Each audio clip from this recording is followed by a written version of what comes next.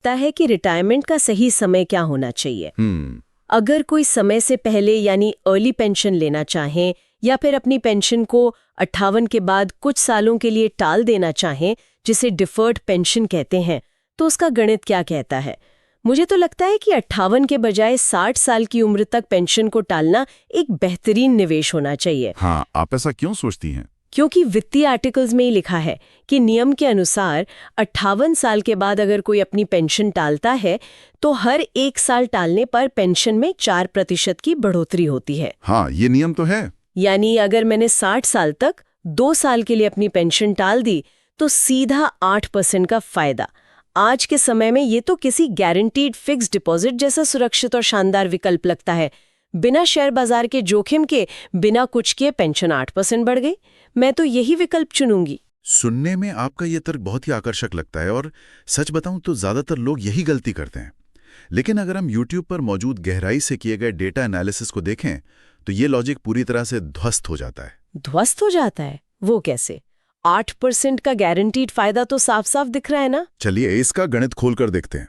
जब कोई व्यक्ति 2 साल तक अपनी पेंशन टालता है तो वो सिर्फ उस 8% के बढ़ने का इंतजार नहीं कर रहा होता। तो और क्या कर रहा होता है? वो असल में उन 24 महीनों की पेंशन का भारी नुकसान उठा रहा होता है जो उसे उन 2 सालों में हर महीने मिल सकती थी। ओहो, मतलब जो पैसा हर महीने मेरे बैंक अकाउंट में आ सकता था, मैंने अपनी मर्जी से उसे रोक दिया। बिल्कुल। इसे एक छोटे से उदाहरण से समझिए। मान लीजिए आपकी पेंशन 3,000 रुपए प्रति माह तय हुई। ठीक है। अगर आप 2 साल इंतजार करते हैं तो आपने 24 महीनों के 3,000 रुपए छोड़ दिए, मतलब कुल 72,000 रुपए का सीधा घाटा। 72,000 रुपए तो काफी होता है। अब 60 साल की उम्र में आपको 8% का फायदा मिलता है। 3,000 का 8% हुआ 240 रुपए। तो अब मेरी नई पेंशन 3,240 रुपए हो गई। सही। आपको हर महीने 240 रुपए अतिरिक्त मिल रहे हैं। लेकिन ये सोचिए कि जो 72,000 रुपए का भारी नुकसान आपने 2 साल में उठाया है, उस 240 रुपए की अतिरिक्त रकम से उसकी भरपाई करने में कितने महीने लगेंगे?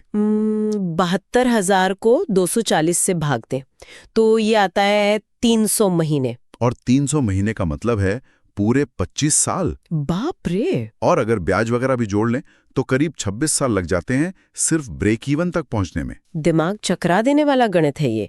मतलब अगर कोई 60 की उम्र में पेंशन शुरू करे तो 86 साल की उम्र तक वो सिर्फ अपना वो घाटा ही पूरा कर रहा होगा जो उसने 2 साल पेंशन टालकर किया था। असली मुनाफा तो 86 की उम्र के बाद शुरू होगा। बिल्कुल सही पकड़ा आपने। इसीलिए वित्तीय दृष्टिकोण से पेंशन को आगे के लिए टालना या डेफर करना शायद ही कभी फायदे का सौदा होता है। अच्छा। इसके बिल्कुल विपरीत अर्ली पेंशन का गणित एक बहुत अलग कहानी कहता है। तो अर्ली पेंशन यानी समय से पहले पेंशन लेने के क्या नियम हैं?